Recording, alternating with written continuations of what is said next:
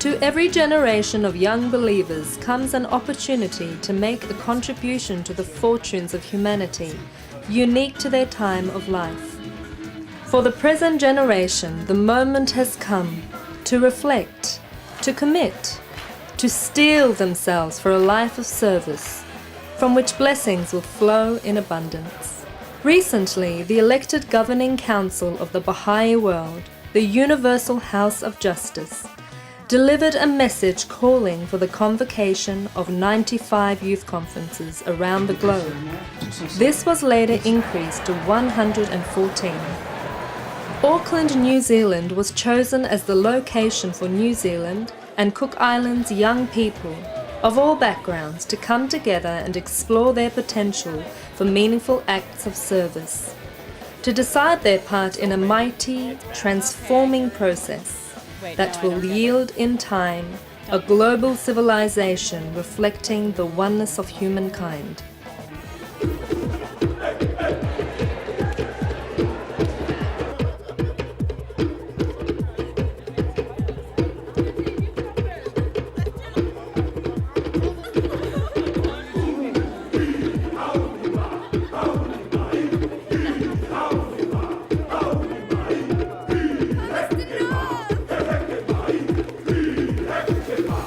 In Manukau, South Auckland, 500 youth converged at the conference venue, which is shaped like a waka, a canoe, symbolizing the journey which brought them there, the mighty Pacific Ocean, and the journey yet to come, which they will now share together. The conference opened with a haka, waiata, and cheers from the various regions represented. Special visitors from Hawaii, Australia and New Zealand introduced some of the themes of the conference. So one of the outcomes of today will be that as a group you would already start thinking about what are those changes you are going to make to helping your community advance materially and spiritually. They stressed the extraordinary characteristics inherent to the period of youth and the historical contribution of young people to the transformation of society. The challenge was now to accept their responsibilities as the present generation of youth, utilizing the society-building power of the Baha'i teachings and committing to a life of service. The main sessions featured discussion on set themes and utilized arts, dance, drama and song. All we gotta do is start, all we gotta do is gotta change the world. All we gotta do is start, all we gotta do is start, all we gotta do is gotta change the world. Move the world, don't turn our backs. We can move the world, take what we learned, give it right back. Move the world, don't turn your backs. We can move the world, take what we learned, give it right back. Move the world, don't turn your backs. We can move the world, take what we learned, give it right back. Move the world. The first key theme was the importance of the period of youth and their ability as young people to make a contribution to the betterment of society. We were talking about what we can do in our communities to kind of push past the negative forces and just excel in what we're wanting to do in our higher goals. They explored how to infuse their day-to-day activities with a spirit of generous giving and offering service to the well-being of others. No, why do we have both? Yeah, do that. I think a big part when we talked in our first session about having a coherent life and just letting them know how service fits in with my life, and I'm still able to work and play lots of sports, and just the different attributes each segment of my life can be implemented in another segment of my life, and how that, they're all connected. Yeah. One has twofold purpose. One where we take charge of our own development, and then the other where we kind of take charge of the progress of humanity.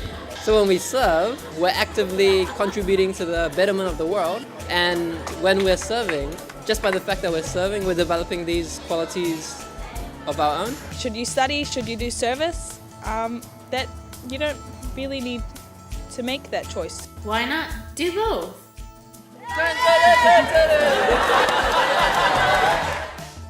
We talked a lot about false dichotomies or false decisions that we have to make, like in society, the decision between drinking or being kind of an outcast or being lame, and how, you know, it's, neither of those options is the correct one. You know, you can not drink and be awesome, and also learning about the different forces that act on you as a youth from school, workplaces, university, and all things like that. The second theme was about early adolescence and how youth can assist those younger than themselves to refine their characters, help them to enhance their power of expression, and foster a strong moral sensibility within them. What we talked about was just that how that stage, being a junior youth, they're so curious, and that's the time where they're trying to identify who they are and they want to learn. So they're in this period, a very important period, where they're kind of forming the habits and patterns of thought and behavior that really will characterize them for the rest of their life. And so that in that stage, that's why they're asking so many questions about the world, about who am I, how do I interact with my environment, what is my role in my environment, and that curiosity is kind of at its peak. I also run a junior youth group, and that sort of teaches moral empowerment and teaches them about virtues and spiritual qualities, and also gets them to get involved in their community. And so we do service projects in that community, in that immediate area of the junior youth group. The junior youth group consists of children aged 11 to 15 and teaches virtues, spiritual empowerment and respect for their community. The junior youth need someone to guide them and work with them, but they need someone who they can relate to very easily, and they find that the youth, they're only a couple of years ahead of them, so they 2 or 3 years ago were in the same shoes.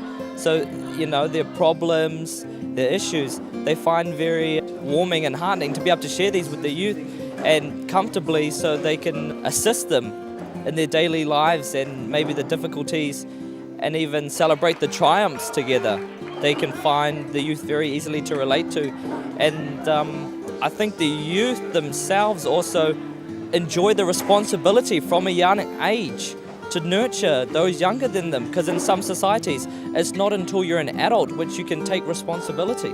One of the main things for me is, since we are so close to the age of the younger generation, it is easy for us to get along and to help teach them and, I don't know, put a positive influence on them in their life so they can grow up and do the same for the next generation. We had a service project that the junior youth came up with. They wanted to pick up rubbish all over, not just one street, but just wherever they could find it within a certain amount of time.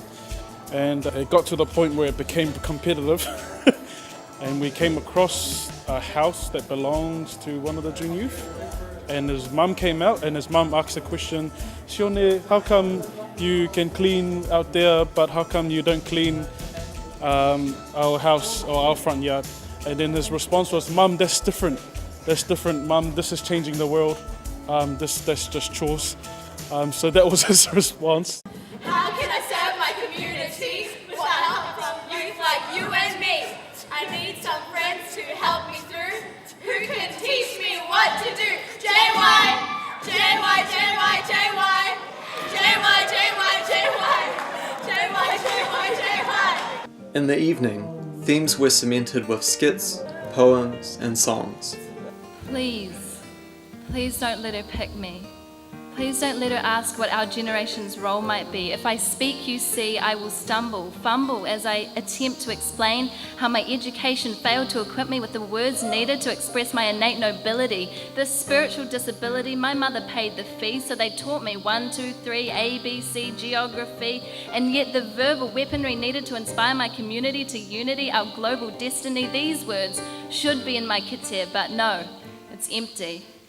Sometimes in our life, we all have pain, we all have sorrow, but if we are wise, we know that there's always tomorrow. Lean on me.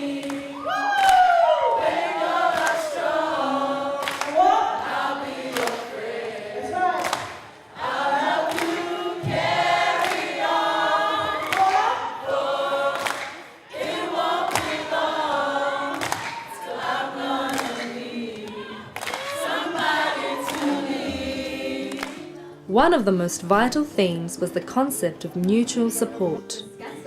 In the session which explored this theme, participants examined the benefit of walking a path of service in the company of others.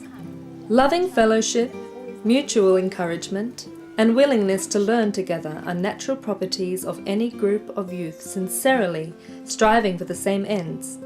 Having that support that you get from mutual relationships is really fundamental, because it's like say you're running and you start giving up or something like this. It's so much easier to keep on going if someone's there going, keep going, or if someone's not even encouraging you but just running alongside you.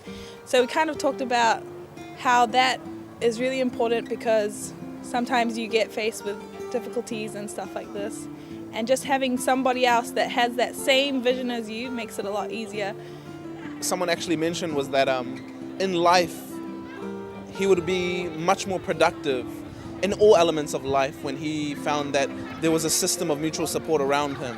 At school, where he found that there were teachers and friends that actually cared, he felt much more productive and that he was actually achieving things. In the family, so all elements of life. And then we can see how, in that sense, service then enriches all the other elements of life, because when you're serving, you're developing those qualities and attitudes that assist you to help others. And then it creates this dynamic of everyone helping each other. So then all the elements of our lives are enriched. Please don't let her ask me to explain the way the adolescents yearn for this framework to perceive reality and to heal societal hurt.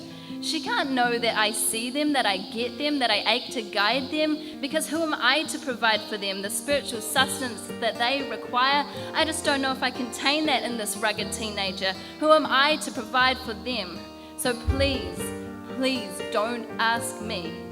The theme of community building is significant for Baha'is of all ages, but around the globe youth are often at the forefront of this process, seeing neighbourhoods and villages becoming centres of intense activity to enhance the capacity of a population and to cultivate and sustain a spiritually enriching pattern of community life. The topic of the last session was contributing to the advancement of a civilization. We looked at aspects of how one can contribute to a civilization through their work and maybe through their service. I guess when we're contributing through our service, we feel like we're benefiting some good by helping other people. But when we're in our workplace, it's sort of difficult to maybe grasp how are we contributing to society or to a civilization. One insight was that nearly any profession can contribute to the advancement of a divine civilization, and it's about the manner in which we engage in that profession. For example, they were thinking about the work of a teacher, and some of the younger youth were able to reflect about teachers they had and spiritual qualities that the teachers showed that made their service as a teacher in a regular school something that contributed to society and the advancement of civilization. We were doing a lot of looking at our community and how we can, as youth, play an important role in that community. We can use our abilities as energetic people and people who are aware of our surroundings and able to influence our smaller communities, because we look at the society at large and it can be quite daunting to want to change something that's quite big and out of our hands. But then when we all work in small areas, making those communities healthy societies, then we'll be able to see a bigger difference in the world. Service is compared as the center of a flower, where it holds all the petals together. And with the service, it can organize everything, including all our daily activities, including study, work, family, and many more.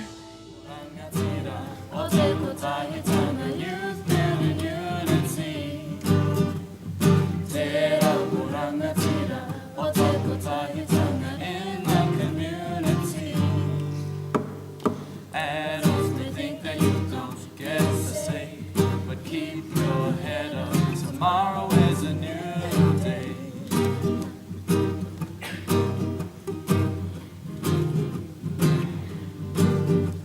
Our intellectual and spiritual growth will set us free as we transform society.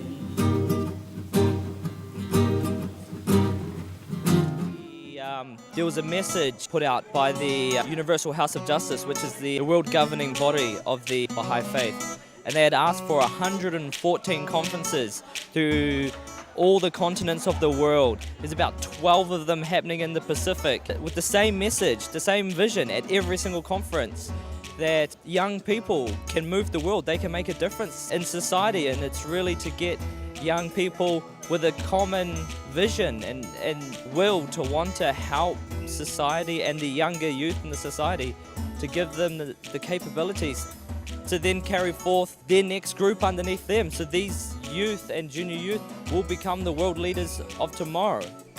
So they're looking at different themes about how they can better themselves, how they can better the community around them, and then eventually how that leads on to a whole global change.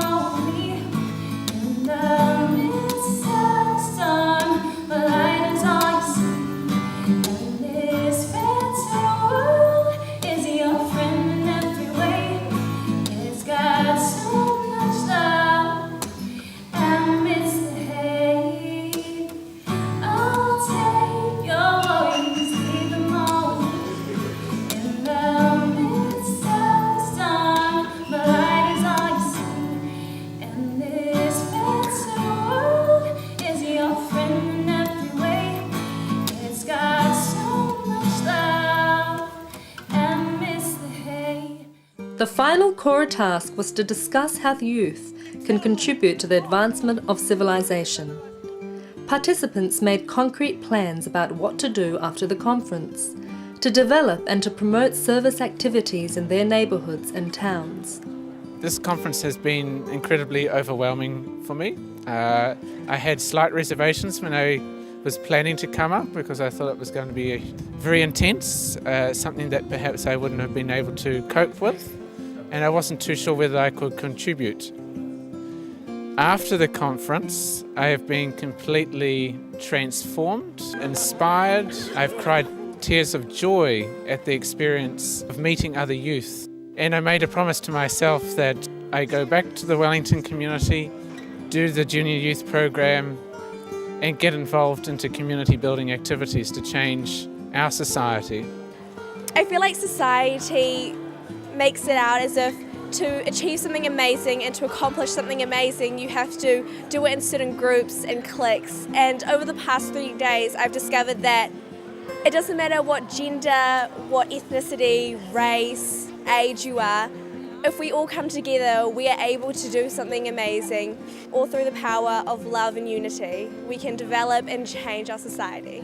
Every one of the youth that are going to participate would like to walk a part of the service together. Some are going to serve as children's class teachers, some as animators, others as tutors, and then others will support in various ways. And after being here for the past 3 days, I've come to realize that I've got time. Instead of making excuses, I've got time to start my own junior youth. Since being here and hearing some of the stuff that's been said, I've realized that my community needs it most right now.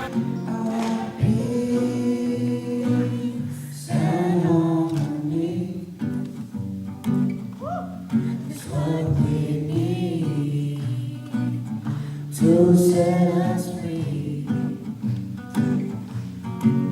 I want peace and harmony. That's what we need to set us free.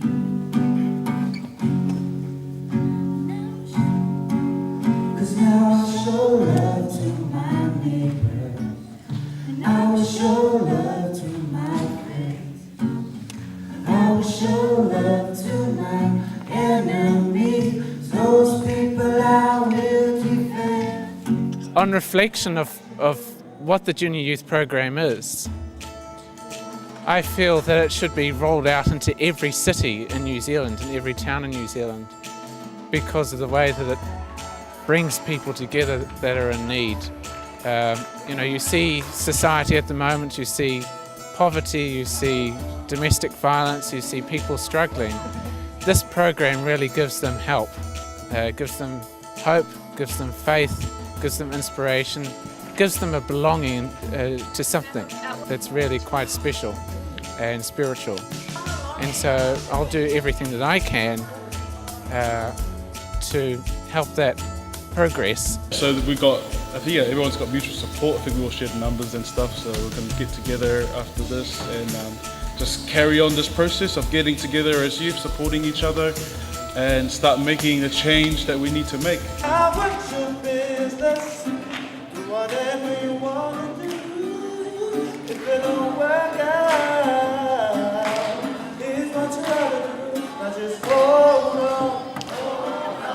Change is coming. Hold on. Don't you worry about a thing. Hold on. You can make it. Hold on. Don't you worry about a thing. Eager to take on a measure of responsibility to aid the spiritual and social development of those around them, especially ones younger than themselves, they made plans for effecting a spiritual and material transformation at the grassroots of their society.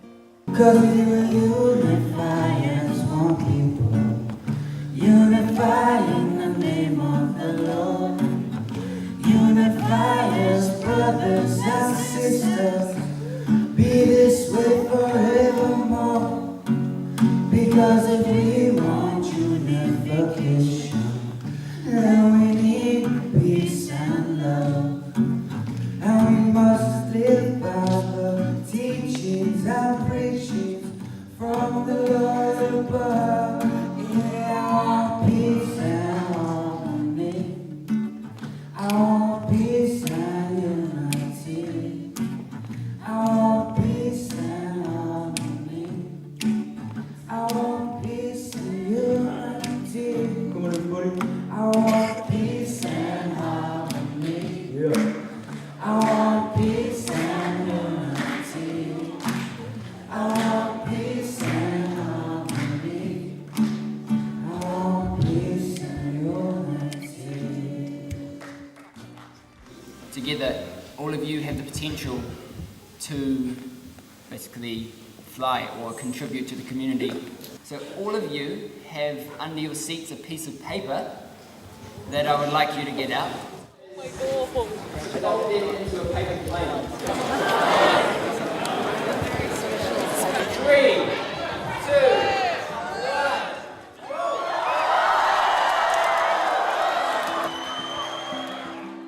1. Please, does anyone have anything to share?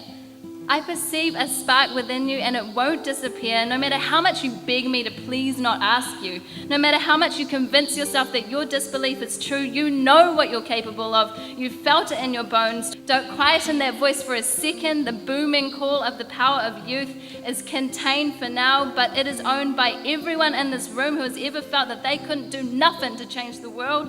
Well, my friends, it's starting. That hurricane within your heart and my heart and our hearts, it's rising.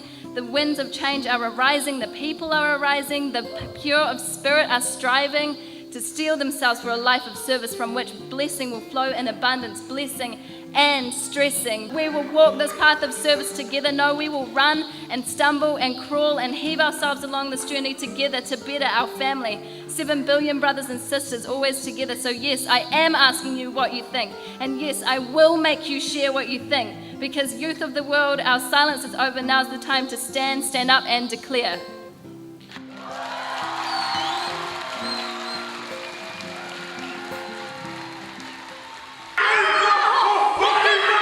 The conference closed with a haka, this time with participants united from around the country as a commitment to the courageous action.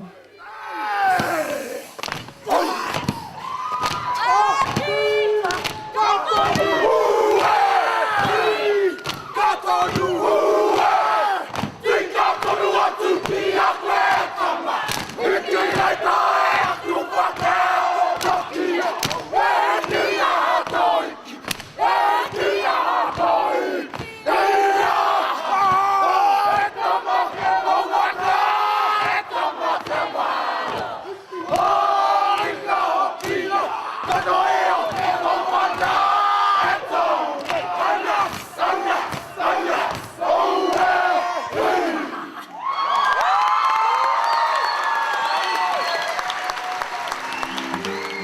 As the participants joyously shoulder their responsibilities and honour commitments made, the whole of New Zealand will feel the ripples coming from the dynamic power of youth.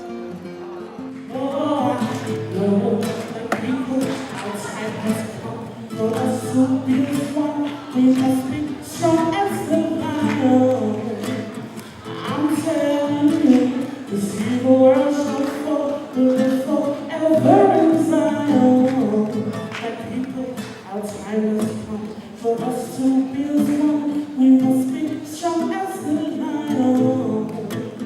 I'm telling you, this evil world